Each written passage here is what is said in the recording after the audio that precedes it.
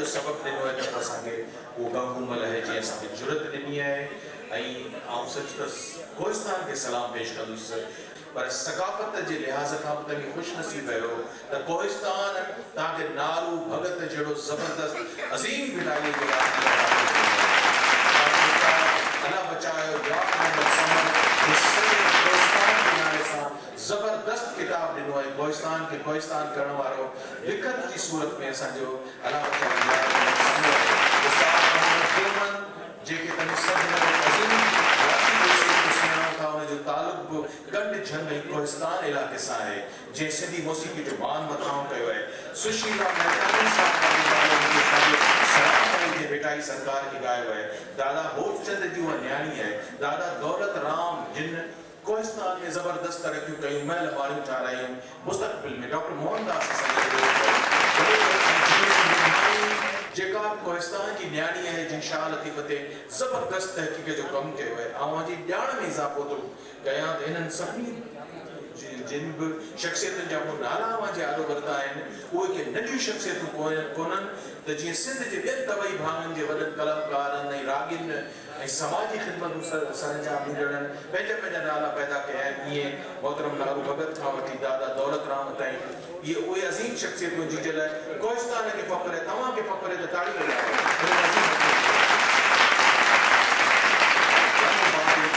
बातों से खुशबू आए दर्द फूलों की तरह महके अगर तू आए और गुजारिश कंदुसि जनाब जय प्रकाश सामनाणी साहब पाण चंद ऐं पंहिंजे दोस्त गंगोमल साईं जी ख़िदमत में पंहिंजे लफ़्ज़नि जो नज़रानो पेश कनि जनाब जय प्रकाश साहब आखिर तक कोई सदबा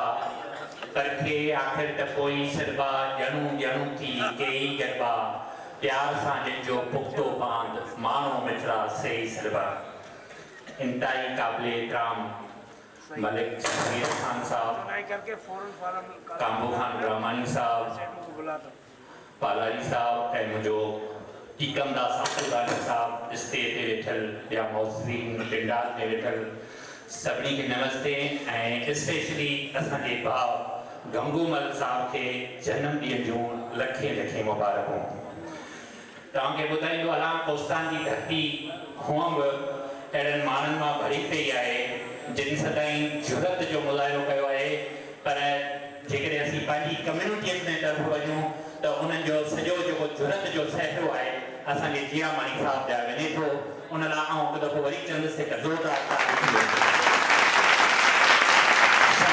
मैदान में असांजी दीवान बिरादरी मां गंगोमल तमामु पंहिंजे कर्म सां जेका हक़ीक़ी ॻाल्हि कई ग़रीबनि जी ॻाल्हि कई ॾुकड़ियुनि जी ॻाल्हि कई उते जेके कमी पेशियूं आहिनि असांजे कोहिस्तान में उन्हनि खे उजागर कयो उहो सॼो शहर जेको आहे उहो वरी बि जीरामाणी साहब ॾांहुं वञे थो अॼु ॾींहुं सुबुह हुन बिना डप लिखियो आहे हुन पंहिंजो पाण मिलायो आहे जिते रही कोहिस्तान में रहियो उन खां ॿाहिरि बि जेकॾहिं सहाफ़त कई आहे मटियारीअ में सहाफ़त कई आहे उन्हनि जबलनि सां टकर खाधो आहे ऐं उन्हनि खाई करे पंहिंजो पाण खे मल्हायो आहे आख़िरी शेर खे डेडिकेट थो कयां गंगोमल खे त आओ त चंड थियूं चांधाण थियूं सूंह थियूं सुहाण थियूं जेको लो मिटाए सोन करे सो आओ